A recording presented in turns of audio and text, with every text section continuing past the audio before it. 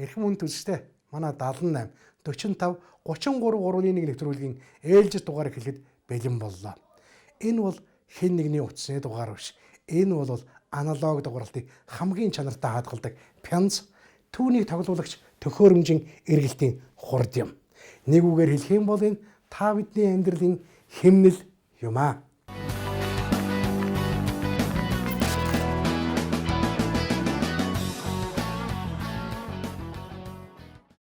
Орчин цагийн хөгжмийн түүх 20 дугаар зуунаас эхэлдэг. Харин 19 дугаар зууны эцсээр хүн төрөлхтний амьдрал өөрчлөлт авчирсан 3 том бүтээл гарсан. Энэ бол дуу бичлэгийг хадгалах төхөөрөмж, телефон утас, амун радио холбоо юм. Тэгэхээр зэрэг өнөөдрийн дугаарт бид энэ гурвын нэгдлийн талаар ярих нь ойлгомжтой боллоо. Гэхдээ түүний өмнө оршил байсан юм. Энэ бол тин-пан гудамж юм аа.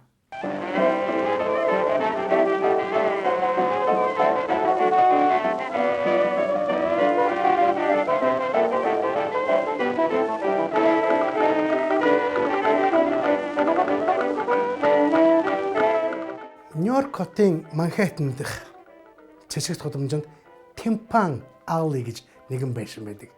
Энд элдв янзын дэл сул жижиг бараа бүтээгдэхүүн зардаг байсан 3 хүн нийлээд орчин цагийн хөгжмийг дэлхий дахинд хүргэх анхны алхмыг тавьжээ. Тэд хэн байсан бэ гэвэл усны шүүр худалдаг Исутер Уитман, корсетийн наймаачин Лео Фейст, товч санганы худалдагч Жо Штерн нар байсан юм. Нэрнээс наваад үзэх юм бол энэ 3 хүн еврейнэр байсан байна. Тэдний тархины багтаамж бусдыгаас илүү том гэж би хэлж чадахгүй. Гэхдээ тэд хаа нэгэн газараас баг хоосноос мөнгө босгож чаддаг овлистой улсууд байсан юм аа. Энэ тухай ярихын өмнө бас нэгэн хүний нэрийг хэлэхгүй бол болохгүй. Чарльз Кэсл Харрис. Maiden climb an old man's knee, beg for a story to do uncover. Why are you singing?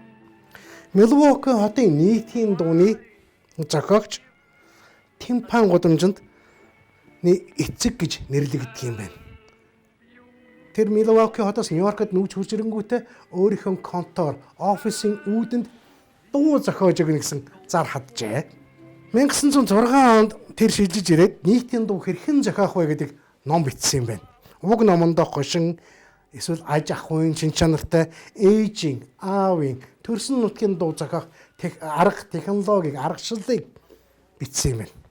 Тэгэнгүүт уншигчид түүнийг аваад уншаад даган дуурайж бичиж эхэлжээ.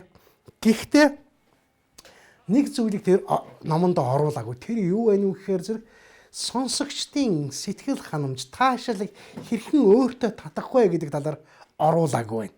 Тэр бол түүний нэгэн төрлийн ноу-хау байсан юм байна. Харрисын бичсэн 1892 онд шиг санаагч бичсэн бүжгийн тухай, бүжгийн дараа гэдэг зохиол. Тэр зохиол бол тухайн үед 5 сая хувь борлогдсон асар их борлуулалттай бүтээл гэж тооцогддог юм байна. За ер нь бол нийтийн дуу хэрхэн бичих вэ гэдэг тэр зохиол ном ч гэсэн өөрөө тухайн үед тэр цаг үед бестселлер болж чадсан гайхамшигтай хөгжмийн тухай бүтээл болжээ.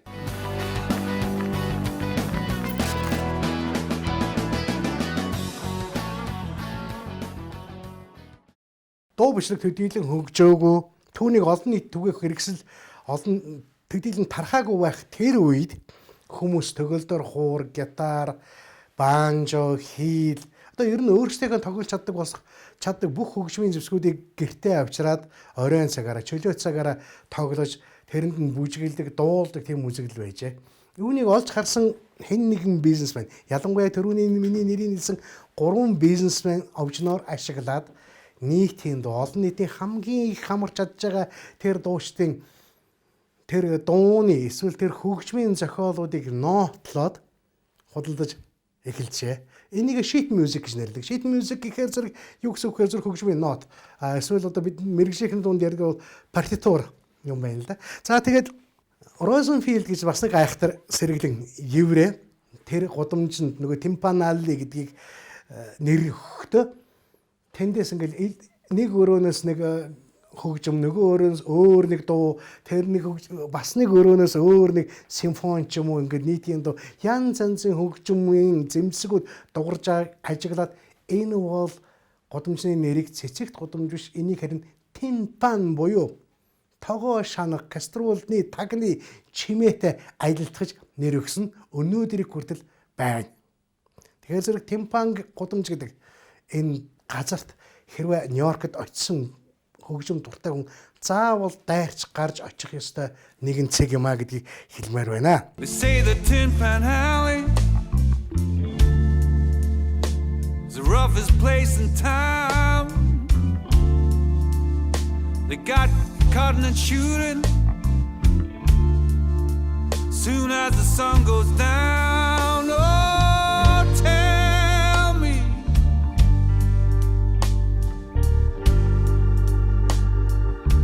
what kind of place can the alley be?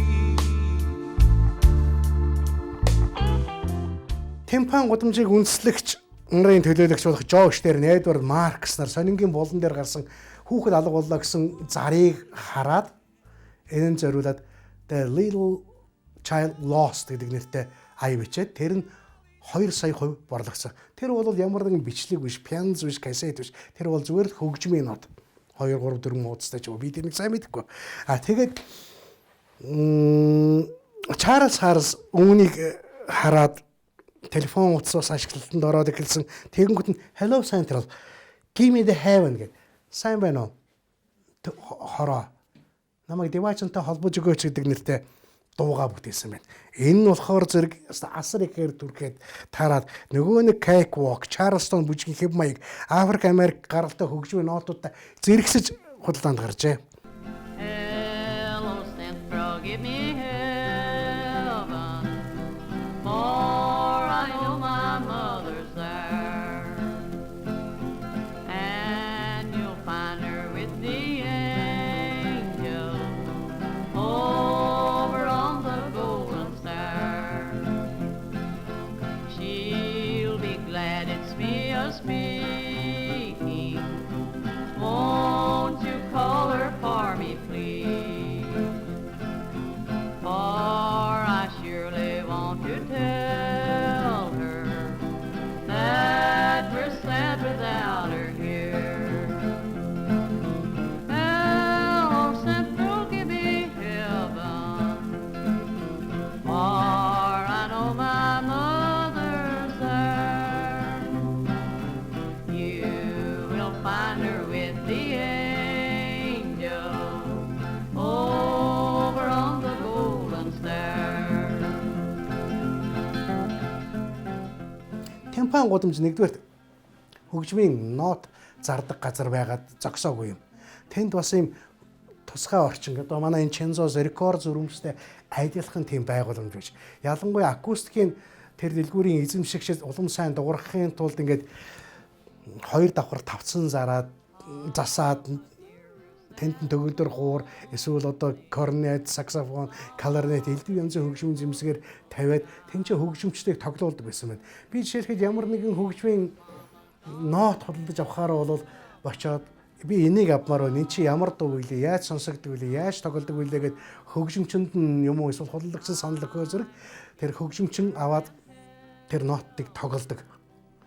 Тоглохын тулд илүү их сайхан сонсголонтой байхын тулд тэр акустик сайтай тавцсан дээр зассан хөгжмийн зэмсгээр тоглодог. Мэдээж ирэх тэр сайхан аялгыг сонссон хүн тэр нотыг худалдаж авч л таараа. Тэгэж авснаар энэ гудамжны жинхэнэ амьд оршин тогтнох нөхцөл бүрдсэн юм байна. Үүн дээр нэмж хэлэхэд тимпан гудамжинд хөгжим тоглодог хүмүүсийг музишн гэж хизээш нэрлэж байсангүй. Тэднийг харин сон блогер буюу хөгжимд залгагч эсвэл хөгжимтэй холбогч, дуутай холбогч гэдэг нэрээр нэрлэдэг байжээ. За хөгжим нь тэгээд нэртэй хөгжмийн зохиолч болсон Жорж Гершвин, Эрвин Берлин, Лил Хардинг, Армстронг нар тимпан гудамжинд ерөөсөө тэр өөрсдийнхөө ирээдүйг тодорхойлсон юм байна л да.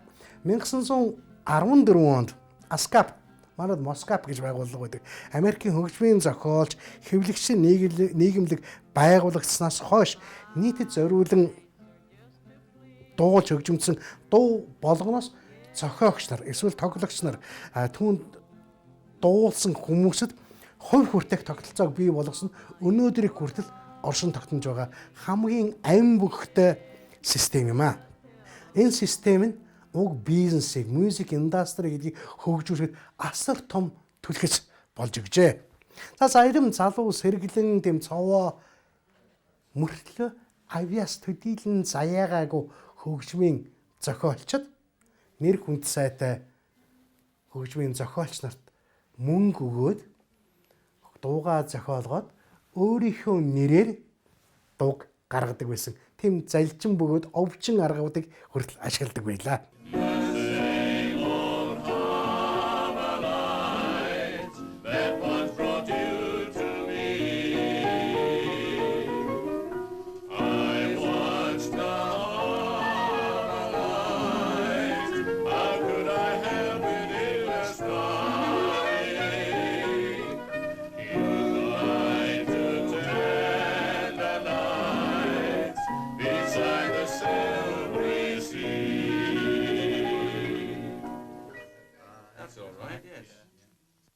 Өнөөдөр дэлхийн бөмбөрцгийн хаач явсан гэсэн та телевизээс, интернетээс, ялангуяа YouTube-с хүссэн дууга аудио болон видео хэлбэрээр хүлээн авч сонсдог болсон.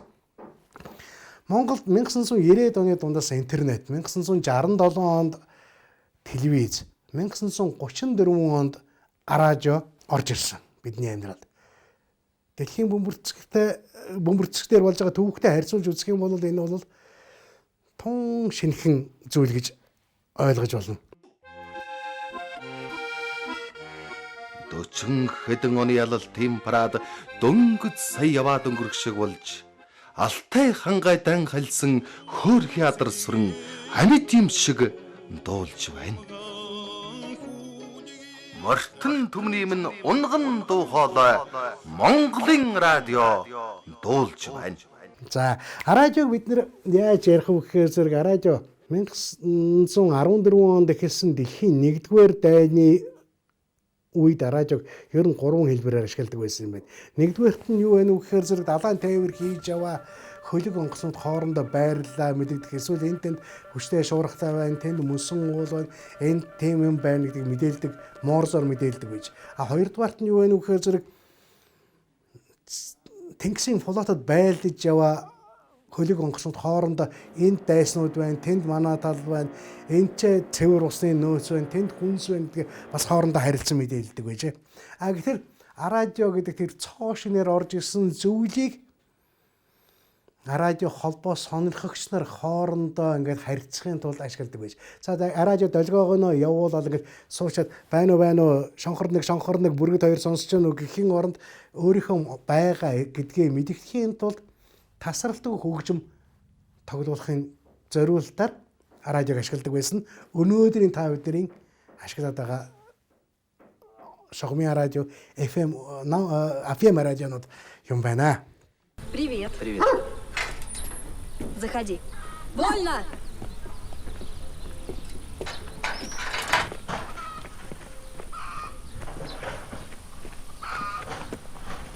Заходите быстрее.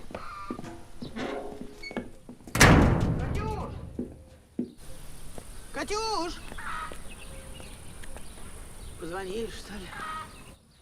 Ну чё, солнце, рассказывай. Мне твоя помощь нужна. Подождать можешь?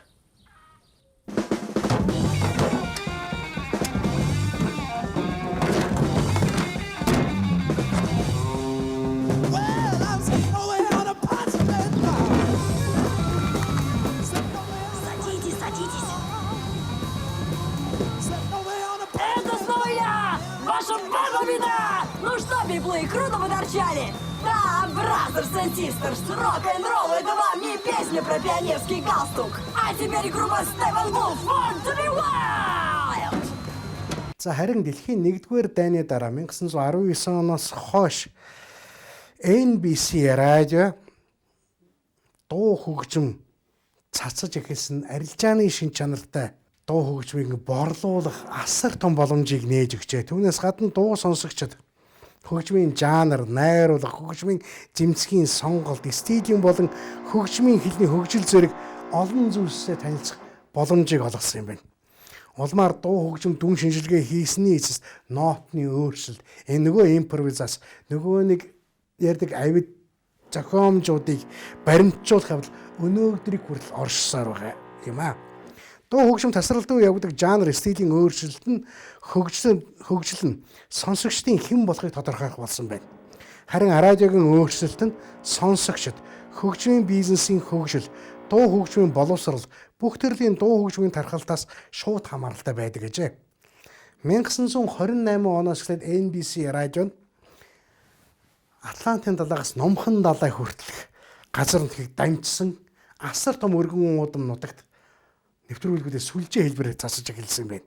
За манай нэвтрүүлгийн Chinzos Records болон ингээд эхэлж байна.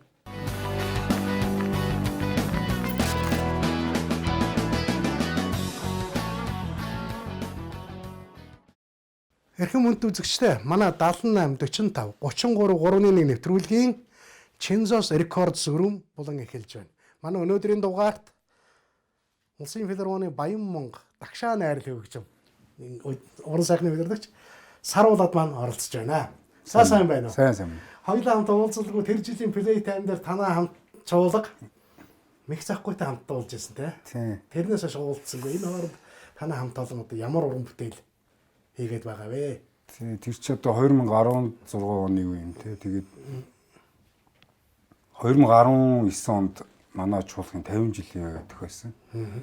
Энэ ойгоо бид нар бас хагас 100 жилийн ой гэдэг бол бас одоо маш одоо ач холбогдол үүстэй. Энэ ойгоо маш одоо уран бүтээлээр те одоо бүх юмараа маш сайхан тэмдэглэж өнгөрүүлээ гэж ярилцаад.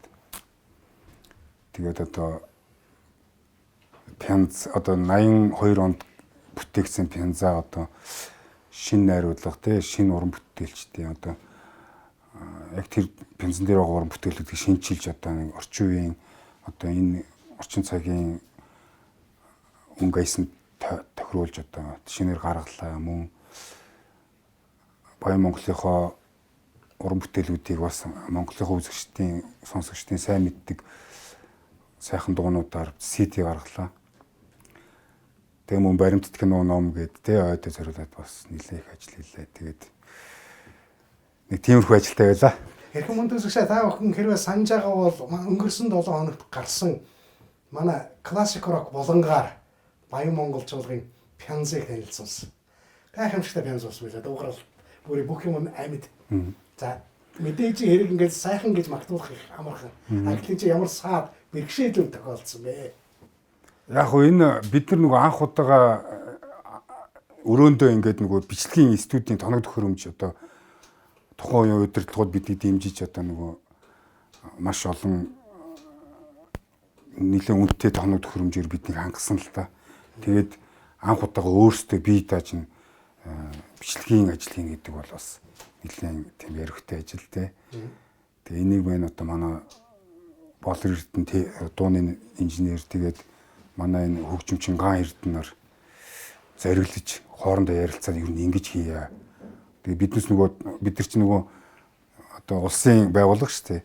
Тэгээд гадны одоо эсвэл одоо White Arch гэдэг юм уу одоо Анирч гэдэг юм уу том студиэр одоо тэр оркестрийн бичлэгийг хийж тарнадаа ер нь бол тэгээ тэрийг хийлгэнэ гэвэл маш их мөнгө төгрөгийн асуудал үүснэ. Тэгэхээр энийг одоо бүгдээрээ ингэж шийдъя гэдэг.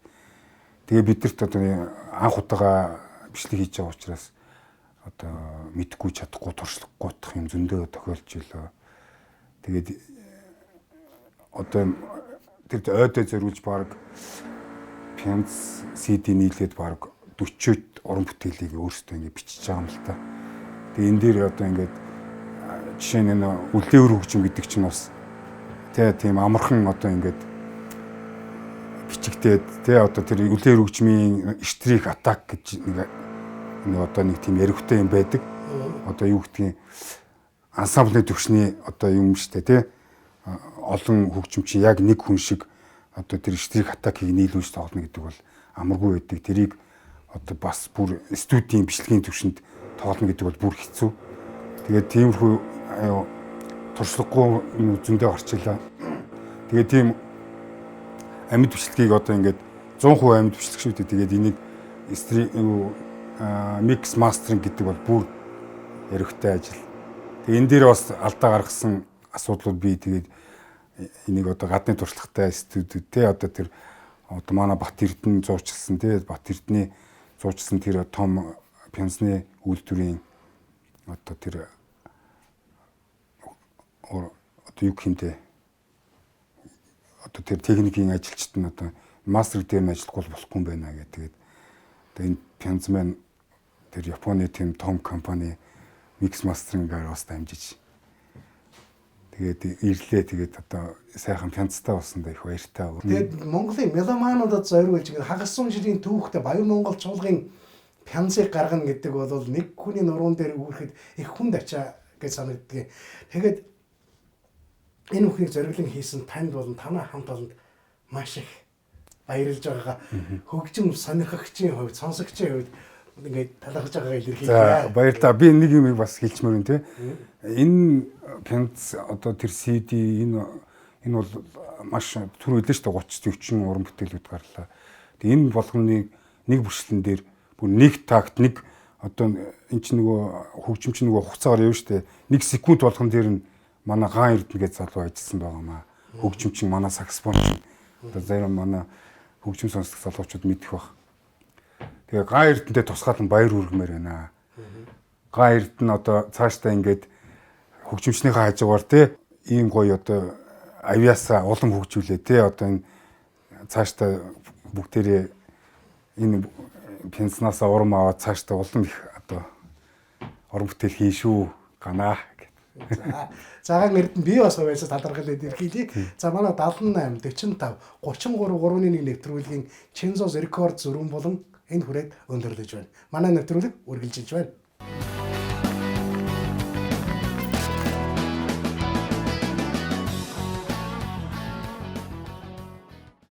Хэрхэн мэд үзэгчтэй манай 78 45 33 3-1 нэвтрүүлэг энэ хүрээд өндөрлөж байна. Та бүхэн энэ дугаард гарсан темпан гудамж радио гэдэг зүйлсийг сэтгэл зүрхэндээ үрд хадгалж авныг би итгэж байна.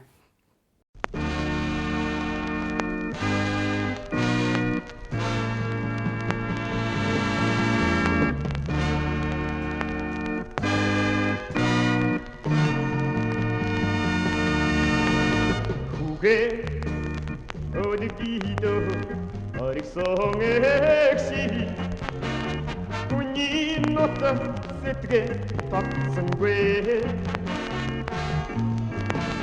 하다 위세 강가다 말시 harba hasri camda hilde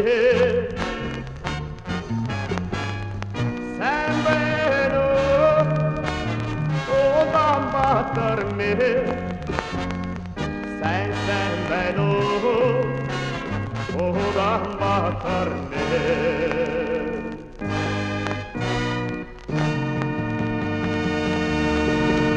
sayha mendelese ve urhayarse sayhan brigere hadabate mata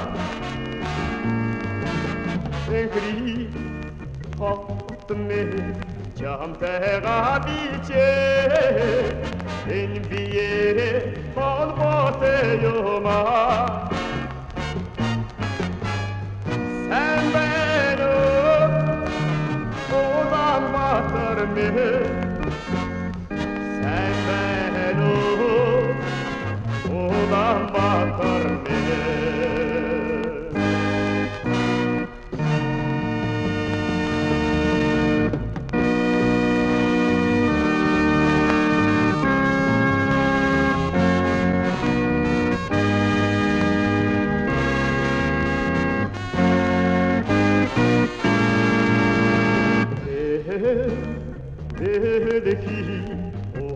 Ange'de benim baba hocam yoma Tahmin Çiğne Begine Cipega Türsüm notak unde yoma Sen beni odan batar me